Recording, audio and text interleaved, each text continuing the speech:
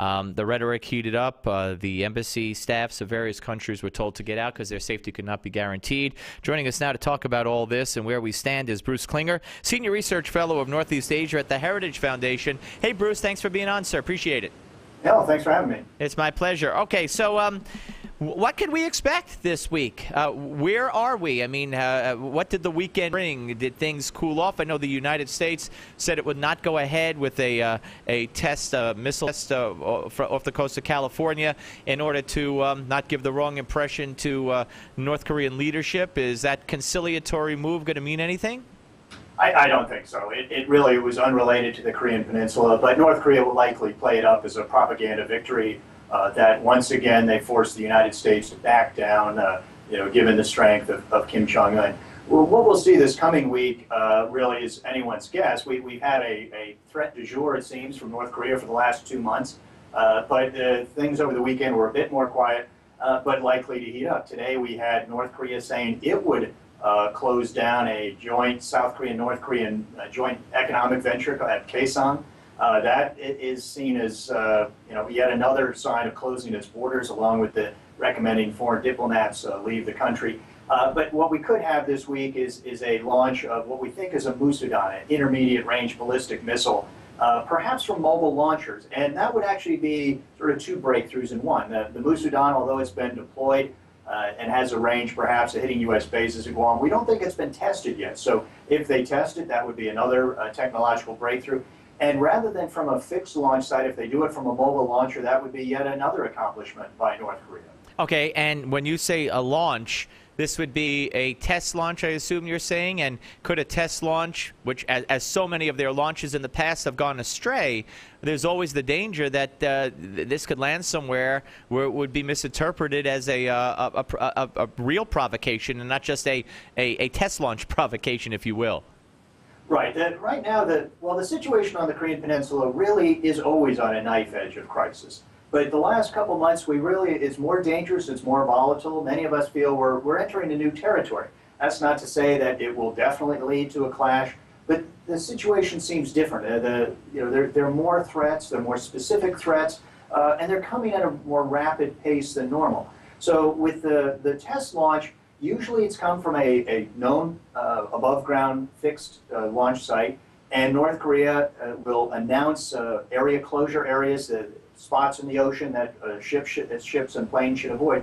So far, we haven't seen that, but they've also told the foreign diplomats and the foreign workers to leave the country by April 10th. So it could be something this week, perhaps on or before the big April 15th anniversary of North Korean founder Kim Il-sung's birthday. Yeah, there always is some kind of a date significant to their actions, it seems. We're talking to Bruce Klinger, Senior Research Fellow of Northeast Asia at the Heritage Foundation here on the Steve Malzberg Show. There have been many reports yesterday and today about fears of a covert cyber war that the North Koreans may be in the middle of launching or preparing to launch against the United States and South Korea. Is that a huge concern?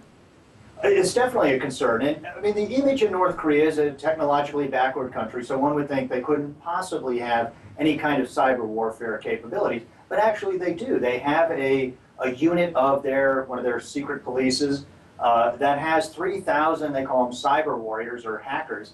And actually South Korean intelligence officials have said they're very capable. Despite what people might think, they are sort of world-class hackers. That the South Koreans believe that North Korea was behind fairly large cyber attacks in 2009 and 2011, and maybe they were having a cyber attack, sort of lower scale, against some South Korean media organizations and banks earlier this year. So it clearly is an area that sort of an asymmetric warfare capability that North Korea has. All right, one more for you, and that involves a woman named Klinger1, if I'm saying it correct. Oh, very good. Good guess on my part.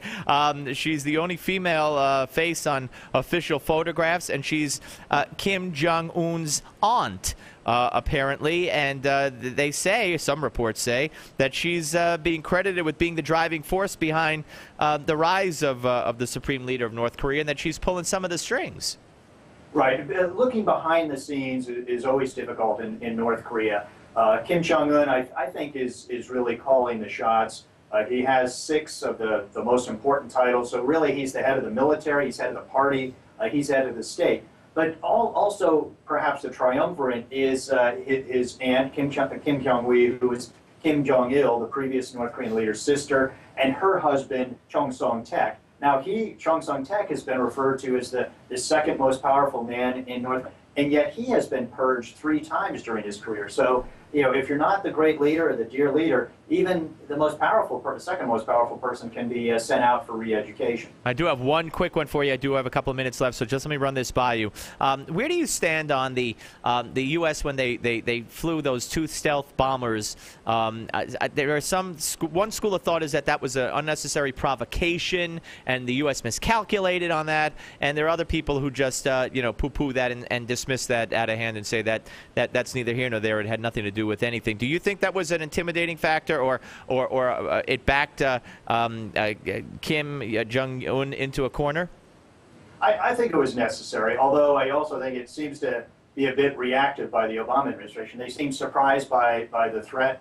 They reversed a previous policy decision when they announced they were going to add 14 ground-based missile defense interceptors. Those were the 14 they had cut 4 years ago. They would have been operational today had they not cut them. Also, deploying a sea-based missile defense radar toward the peninsula, that was one they had mothballed a year ago.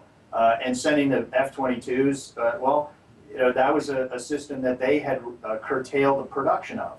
So, a number of these weapon systems are ones that the administration wanted to curtail or cut or mothball. So, I think if you're looking to blame someone for provocations, look to North Korea. They're the ones threatening to annihilate the United States, South Korea, and Japan with nuclear weapons. They're threatening assassination against the South Korean president. I mean, the ball is certainly in their court if you want to blame someone. Absolutely, and I certainly didn't mean to imply that we are provoking him or putting him in a corner. I was just there is a school of thought that that's what happened. I'm with you on that issue, and I thank you very much for taking the time. It's always good to talk to you, Bruce. Thank you. Great. Thanks for having me. Take care. Bruce Klinger, ladies and gentlemen, Senior Research Fellow of Northeast Asia at the Heritage Foundation.